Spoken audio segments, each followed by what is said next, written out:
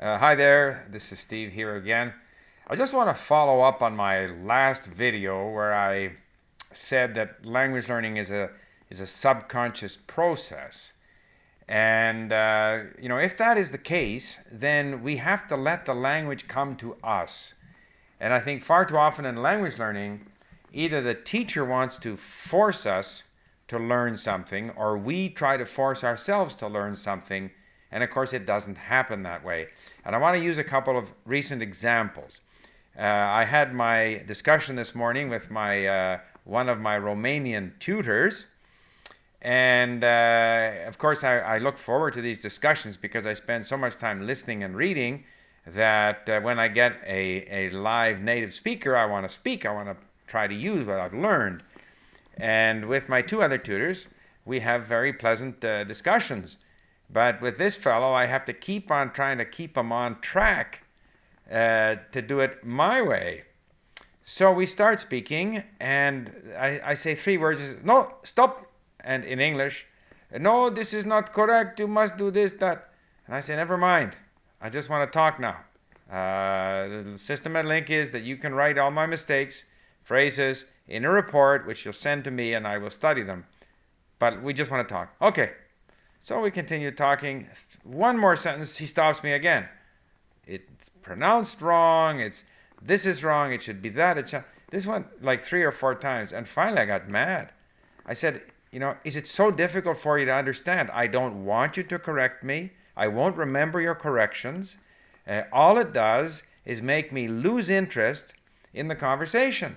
I forget what I was trying to say. We were talking about, actually, we had a very interesting discussion. We eventually ended up having a really interesting discussion about the communist regime that came into Romania after the Second World War and the events that led up to that and what happened in between the wars and the various right-wing factions in Romania and Yalta and how the West basically betrayed Eastern Europe. And we had a fascinating discussion. And I know I made lots of mistakes, but I wanted to speak Romanian. This is part of my gradual exposure.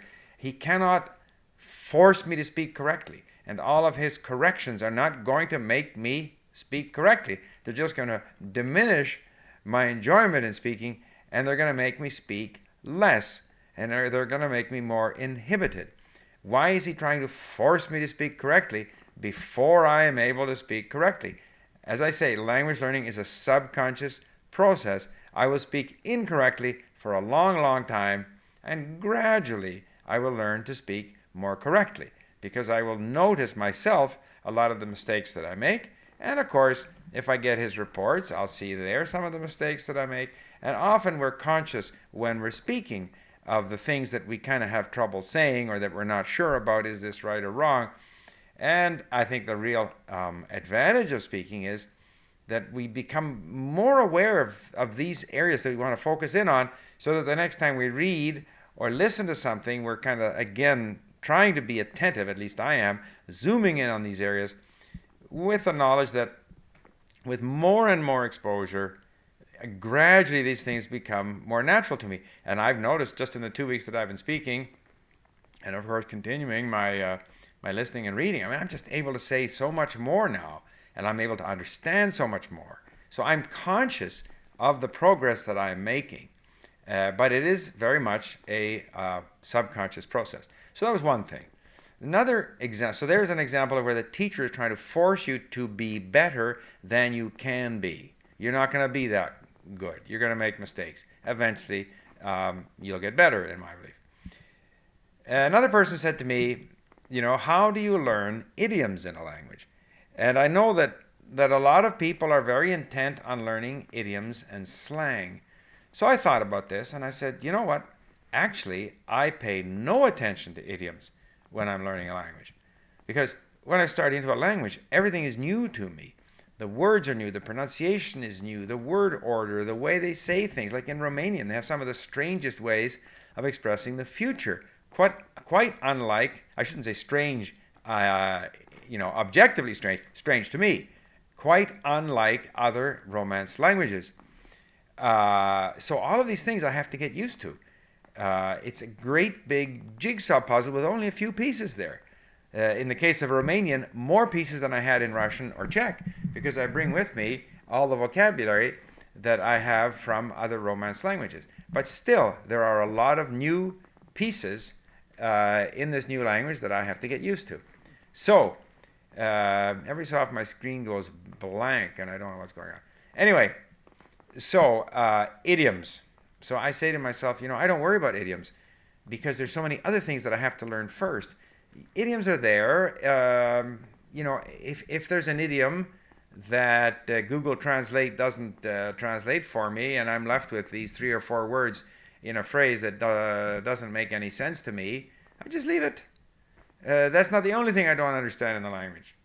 All of these things will gradually, subconsciously, start to become clearer. As I said in one of my other videos, the fog will slowly lift, but you can't force it. So now, if you absolutely want to learn idioms or slang, fine, but I don't see any necessity to do that.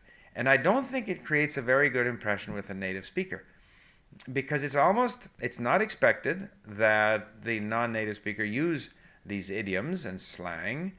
And I think you can only use those when you're actually very advanced in the language and where you actually use it naturally. Because again, these idioms and slang or whatever have been absorbed in some kind of a subconscious process through lots of reading and listening. And so then you start to use it naturally. But if you try to use it almost artificially because you studied it from a list of idiomatic expressions, it actually sounds strange. It's presumptuous because it implies a degree of familiarity with the language and the culture, which in fact you don't have. So here again, I think people who are intent on learning idioms, it's another example of people trying to rush things.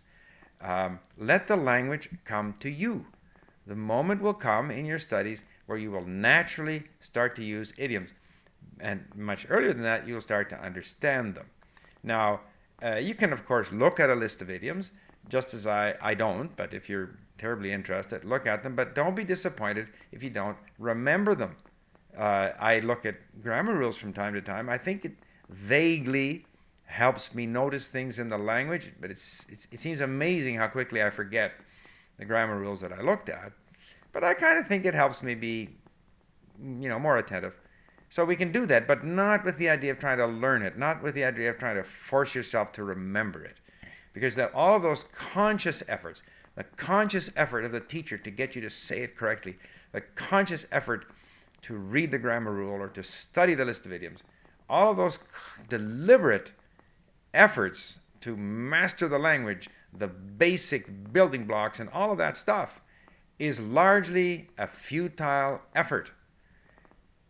Gradually, through enough exposure, through enough reading, listening, using the language, interacting with people, subconsciously, the language, things will start to click in for you. As long as you remain motivated, determined, and spend enough time with the language. So, the message here is almost like a corollary of the idea that languages are learned basically subconsciously. And that is that we should not push things. Teachers shouldn't push things at students. Students shouldn't put pressure on themselves, but rather just let the language come to you. And some things will come earlier, and some things will come later. And there you have it. So sit back and enjoy the journey to fluency.